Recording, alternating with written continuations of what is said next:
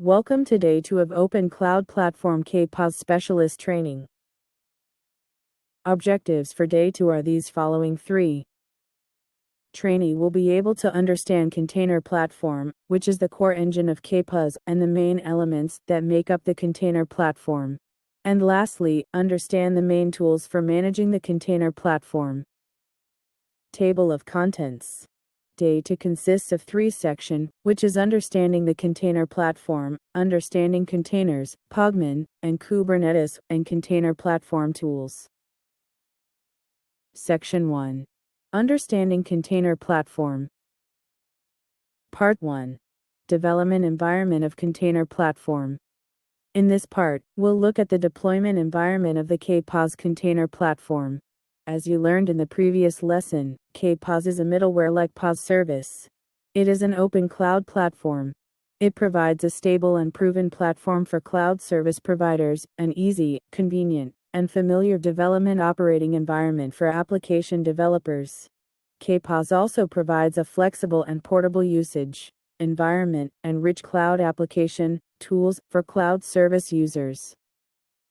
The picture shown on the textbook is an architecture of K-PaaS.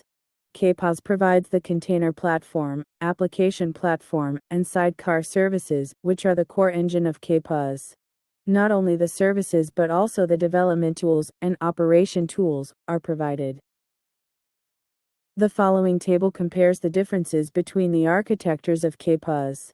As of 2023, K-PaaS offers 3 architectures: application platform, sidecar, and container platform. Each of these 3 architectures has its own characteristics. First, the application platform operates as an organic combination of multiple instances, or VMs, on top of IaaS. It is based on Cloud Foundry and can be managed through Bosch.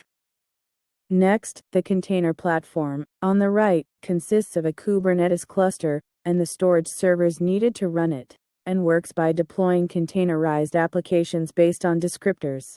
It is based on Kubernetes and can be managed by utilizing kubespray.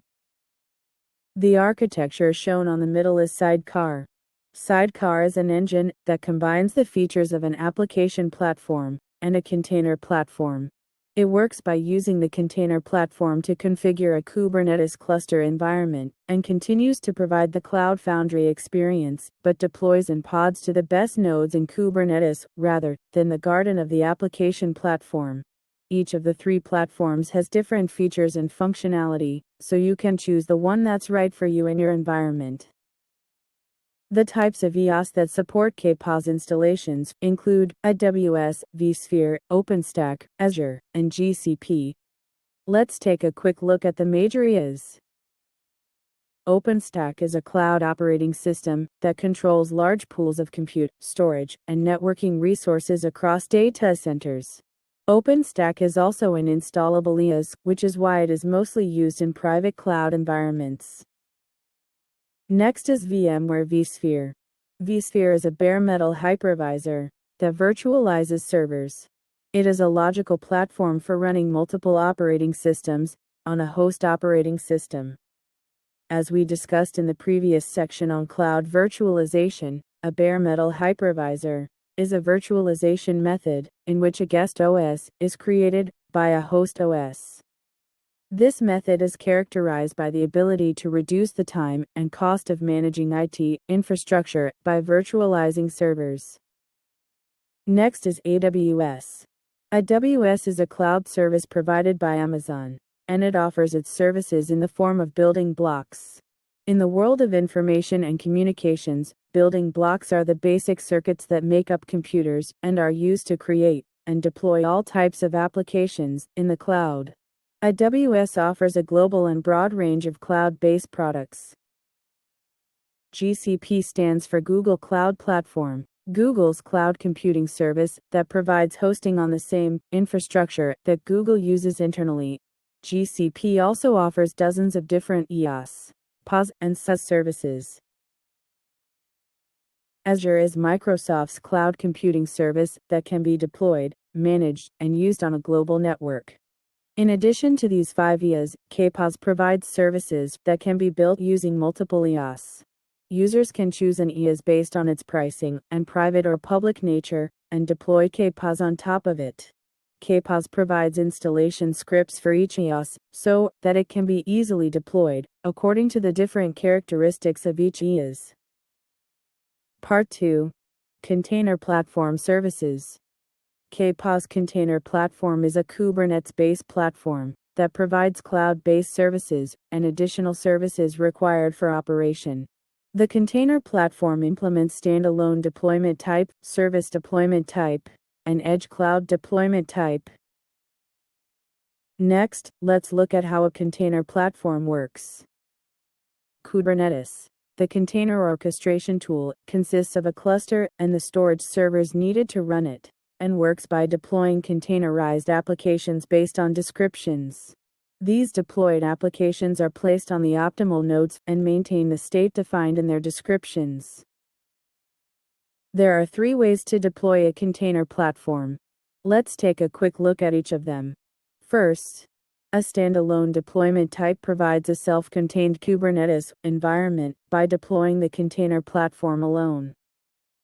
Second, edge cloud deployment type is a deployment method based on edge computing.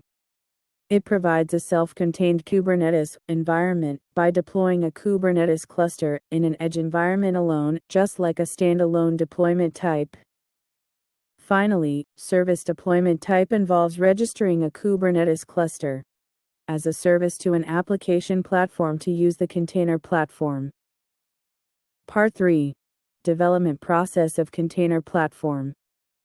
Let's take a look at the evolution of the container platform through the K-PaaS release versions, from past to present.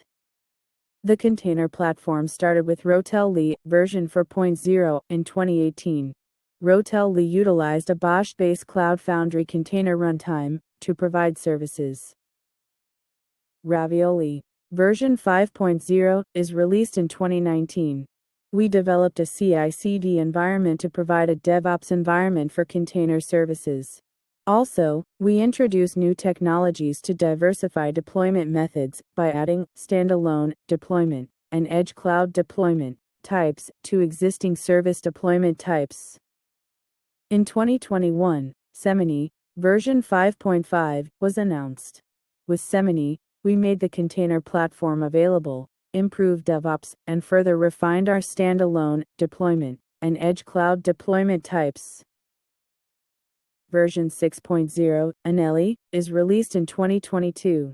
It provided samples of traditional standalone deployment type, service deployment type, and edge cloud deployment type, but also advanced them.